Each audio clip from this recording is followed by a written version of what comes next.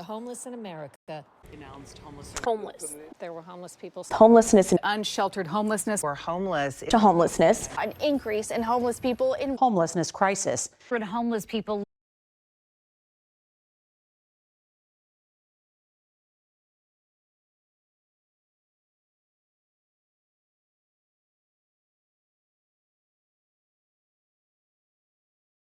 Individuals experiencing homelessness in Portland face high rates of physical illness and mortality. The life expectancy for a person without stable housing is as low as 47 years. This is largely due to untreated chronic conditions, infectious diseases, and limited access to medical care. Despite efforts to address homelessness, Portland's shelter system still remains under-resourced. An audit released in April 2024 revealed that only 25% of individuals leaving shelters actually transitioned to permanent housing. Multnomah County Shelter System had a capacity of 2,692 beds as of May 2025. With plans to increase this number by 1,000 beds by the end of 2025, the demand for shelter continues to outpace its supply.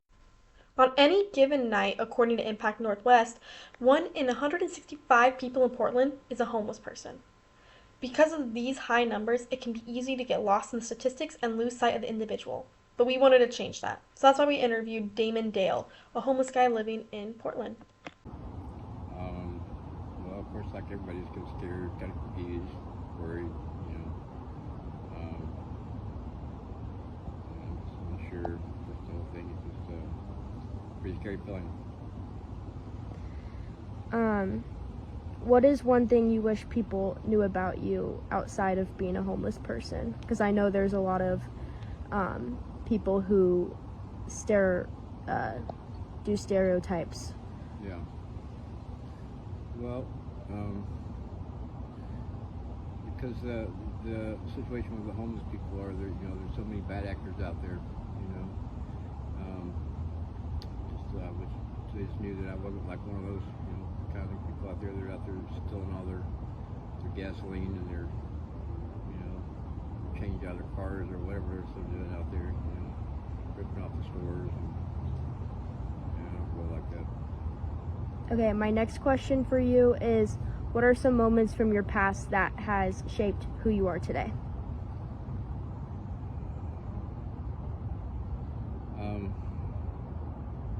That's a tough one. Moments from my past that shaped who I am today. Well, one thing, having a couple of beautiful daughters definitely changed my world. For sure, that's definitely helped shape me up a little bit. Definitely got my life on track compared to what it was. In the beginning, when I became homeless, I was pretty much a wreck. Drug addicted, homeless, pretty much, yeah. But anyway, an alcoholic. But cleaned all that up today. Won't do any of that. And the daughters have a big part of that.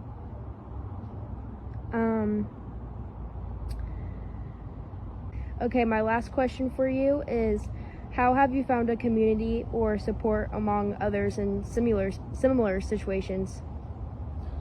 Well, honestly, I only have a few close people out there that I'm in contact with. Honestly, I don't really like most of the homeless people that are out there because they are troublemakers. Because they do just trash the communities and get in with people like that, and they make me look bad, and I don't like to roll like that. So I don't really have a whole lot of connections out there on the streets. Just a couple of close people. I'm perfectly good just running solo. Is there any organizations or nonprofits or anything like that that you think has helped you since? Well, of course, through the whole drug thing, NA, NA. That was a big help, yeah. That really helped me turn my world around, get my life got straightened out. But as far as any other things out there, there's not really a whole lot out there, honestly. I mean, there's places that will serve food and things like that. Those are always helpful or whatnot. But the city just has to work on changes. The whole country needs to work on changes. There's a few programs like in Salt Lake City. They do housing first, where no matter what your situation is, you're homeless, you might be drug addicted, you might have mental issues, or whatever, but they'll put you in a living quarters, put you into housing, and then the services follow afterwards. You know, like drug addiction or services or mental services or whatever. But the whole thing is just get them off the streets and get them housed first, and so they can start making a change.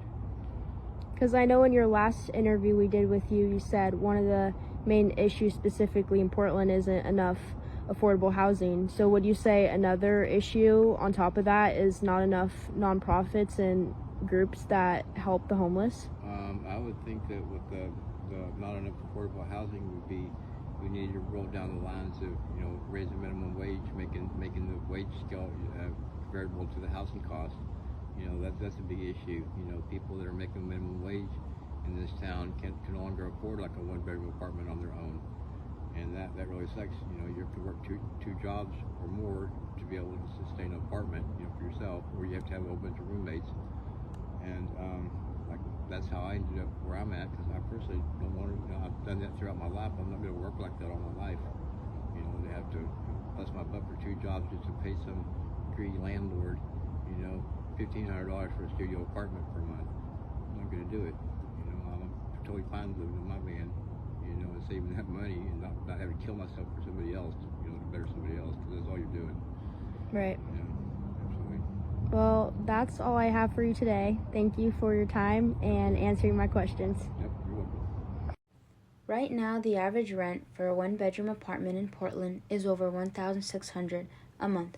To comfortably afford that, a person would need to earn about $32 an hour, but Oregon's minimum wage is only $14.20 in most of the state. So even people working full-time jobs can't afford a place to live. We often see homelessness as an individual failure, like someone has made bad choices or they just need to try harder. But homelessness isn't a personal failing, it's a systemic one. We live in an economic system that doesn't pay people enough to afford basic shelter. The jobs may be there, but the wages, they don't match the cost of living. The support systems, they're underfunded and overburdened. To make a difference in solving homelessness, we have to stop blaming individuals and start fixing the systems, like the housing market, wages, healthcare, and mental health services. Because no one should have to work full-time and still sleep in their car. After completing this documentary, myself and my teammates have all collectively learned a lot about homelessness. It truly is eye-opening to come to terms with the fact that there is just not enough affordable housing and there is not enough resources for the homeless. And seeing someone so close to me, like my dad, go through homelessness is incredibly devastating. It's very hard to witness it. And I know there's so many other people in his situation, also with families, that feel the same way.